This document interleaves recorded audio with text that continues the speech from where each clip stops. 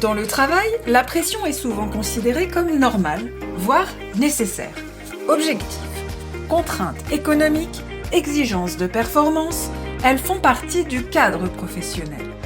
Mais toutes les pressions ne se manifestent pas de manière visible ou conflictuelle. Bonjour et bienvenue dans Zen Stratégie, la voie des professionnels du bien-être, de l'hôtellerie et de l'accueil. Certaines s'installent de façon progressive, structurelle, et deviennent difficiles à identifier. Elles ne provoquent pas de crise immédiate, mais elles altèrent durablement les conditions de travail, la qualité des relations et la performance globale. Dans cette capsule, nous allons analyser ces formes de pression silencieuse, leurs mécanismes, leurs effets et les enjeux qu'elles posent en matière de qualité de vie au travail et de management. Le rythme de travail est un levier managérial majeur. Lorsqu'il est soutenable et ajusté, il structure l'activité. Mais lorsqu'il devient saturé, priorités multiples, absence de marge, il cesse d'être un cadre organisationnel. Le rythme saturé devient une forme de pression structurelle qui empêche alors toute respiration et toute contestation. Ce type de pression ne passe pas par des ordres explicites, il s'impose par la norme implicite de l'organisation du travail elle-même. Tenir, suivre, s'adapter. Le rythme saturé empêche toute respiration opérationnelle. Il réduit les marges de manœuvre, limite la capacité à questionner, à alerter ou à ajuster. Dans ces contextes, la contestation ou demander des ajustements ne disparaît pas parce qu'elle est interdite, mais parce qu'elle devient impraticable. Les mécanismes concrets de la pression silencieuse. Lorsque la pression devient structurelle, elle se manifeste à travers des pratiques ordinaires, souvent banalisées. D'abord, la normalisation de la surcharge. Le fait d'être débordé devient un standard, parfois même un critère implicite de reconnaissance. Ensuite, la communication indirecte. Allusion, remarques répétées, ironie, rappel constant aux objectifs ou à la performance des autres. Ces éléments ne relèvent pas de l'agression frontale. Ils installent un climat où la vigilance, la peur de mal faire et l'autocontrôle prennent le pas sur l'expression professionnelle.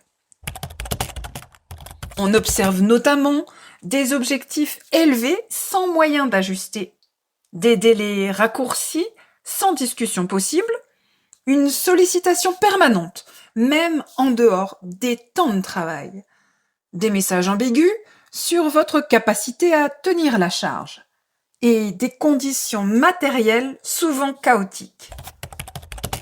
Environnement instable, outils inadaptés, changements fréquents d'organisation ou de priorité, tout cela complique le travail, sans jamais vraiment être régulé.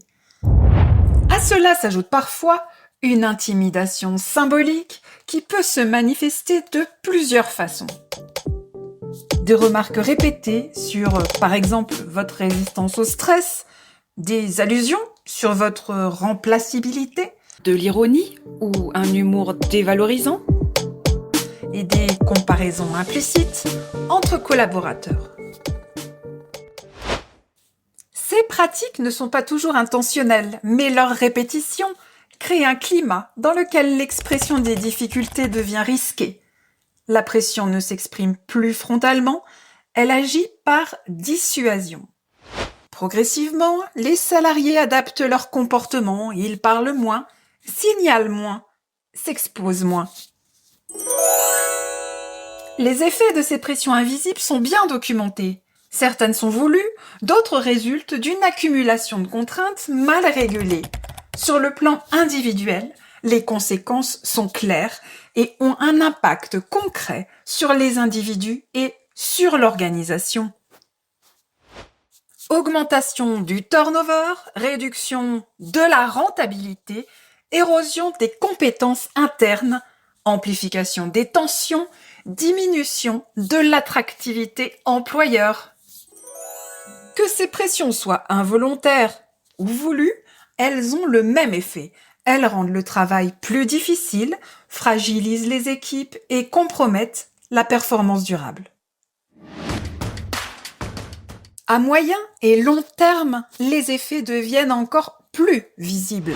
Sur le plan individuel, fatigue cognitive, perte de sens, dégradation de la santé mentale et physique, pouvant aller jusqu'à des maladies chroniques liées au stress, mise en place de stratégies d'évitement ou de suradaptation, souvent liées à l'isolement social d'une situation. Côté organisation collective, baisse de l'engagement réel, appauvrissement de l'intelligence collective, augmentation du turnover, performance fragile et instable. Ces environnements produisent également de la défiance, de la peur de l'erreur, une dépendance accrue au contrôle. Lorsque la rentabilité devient un objectif déconnecté des conditions de travail et que l'ego managérial s'invite dans la relation de pouvoir, les dérives peuvent devenir systémiques. Face à ces situations, la qualité de vie et les conditions de travail jouent un rôle central et il est essentiel de rappeler un principe fondamental. La sécurité psychologique est une condition de la performance durable.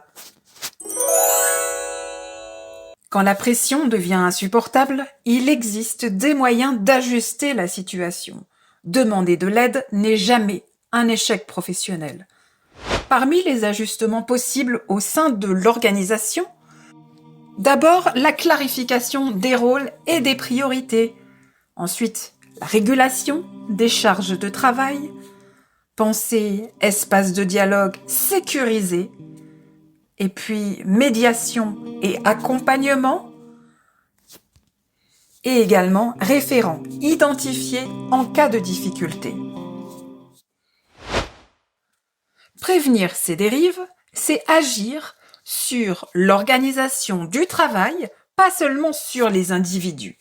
L'enjeu n'est pas de supprimer toute pression, mais de la rendre visible, discutable et ajustable. C'est à cette condition que la performance reste soutenable.